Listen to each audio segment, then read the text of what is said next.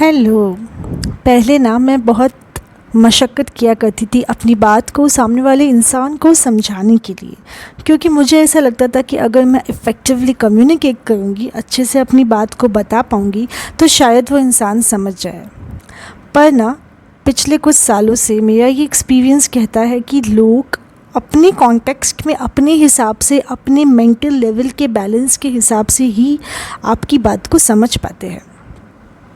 तो अब मैं आपको बताना चाहूँगी किस तरह के लोग होते हैं और वो किस तरह की आपकी बात को समझते हैं। तो ये वीडियो सुनने के बाद आपको ये फ़ील नहीं होगा कि आपको किसी के साथ में बहस करनी है, क्योंकि कोई भी इंसान उतना ही समझ सकता है जितना उसकी इच्छा है। तो सबसे पहले होते हैं वो लोग जो इंटेलिजेंट नहीं होते हैं, जिनका जो इंटेलिजेंस का लेवल है वो आपकी इंटेलिजेंस के लेवल से मैच नहीं करता। तो आप उन्हें कुछ भी बोल दीजिए, कुछ भी समझा दीजिए, उन्हें वो समझ नहीं आती। दूसरे होते हैं वो लोग जो अनविलिंग होते हैं। वो अनविलिंगनेस के साथ में आपकी बात को सुनने की कोशिश करते हैं, बट उनका ध्यान कहीं और होता है। उन्हें कोई इच्छा ही नहीं होती, क्योंकि उन्हें लगता है क्या वेस्टेज है। तीसरे होते हैं वो लोग जो एक नॉन रिसेप्टिव होते हैं। आप उन्हें कुछ भी बोलिए, कुछ भी समझाइए, वो आपकी बात को काटेंगे और वो अपने ईगो को आपकी बात से ऊपर रखेंगे और कुछ भी समझना नहीं चाहेंगे। वो सिर्फ थोपते हैं अपनी बात को और वो किसी की सुन नहीं सकते। तो ये जो 3 कैटेगरीज़ थी ना, ऐसे कैटेगरीज़ को अगर आप आइडेंटिफाई कर लो तो आप 1 या 2 बार अपनी बात बोल लो उनसे, और उसके बाद में एक्सपेक्ट ही ना कीजिए उन लोगों से कि वो आपकी बात को समझेंगे, क्योंकि वो नहीं समझ पाएंगे।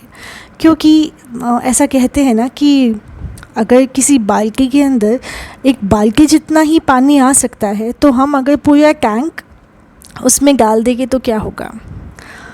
तो वही same cheese in 3 category of लोगों में होती है। अब नेक्स्ट कैटेगरी आती है जो बड़ी ही डेंजरस कैटेगरी है, क्योंकि ये लोग प्रिटेंड करते हैं कि they are willing to listen, उनको सुननी है आपकी बात। फिर ये प्रिटेंड करते हैं कि उनको बड़ा मज़ा आ रहा है आपकी बात सुन के। उसके बाद वो रिसेप्टिविटी भी प्रिटेंड करते हैं, और वो ये भी प्रिटेंड करते हैं कि वो आपके लेवल के इंटेलिजेंट इंसान है। और फिर वो आपकी बात को सुनकर अपना मतलब उसके अंदर ढूंढकर बड़े ही क्लेवर तरीके से कुछ ना कुछ अपने फ़ायदे की चीज़ उसमें ढूंढ लेते हैं। और उनका मेन जो ऑब्जेक्टिव होता है वो सिर्फ ये होता है कि उनका फ़ायदा इस बात से कैसे हो, और कुछ भी नहीं। तो ये जो 4th कैटेगरी है ना, ये बड़ी डेंजरस है। इन लोगों को आइडेंटिफाई करना बड़ा मुश्किल होता है, मगर एक बार अगर आपने आइडेंटिफाई कर लिया तो आपका नर्वस सिस्टम एक हद तक रिपेयर हो जाएगा, क्योंकि आप इन लोगों से दिमाग नहीं लगाएंगे। और जितनी ज़्यादा एनर्जी आपकी बचेगी, उतनी ही ज़्यादा एनर्जी आप अपनी ग्रोथ पर लगाएंगे और ऐसे लोगों को ढूंढ पाएंगे जो रियली आपके लेवल से मैच करते हैं। और तभी आपको बहुत अच्छा लगेगा कि हाँ, ये हुई ना कुछ बात। So don't give up and just think about it.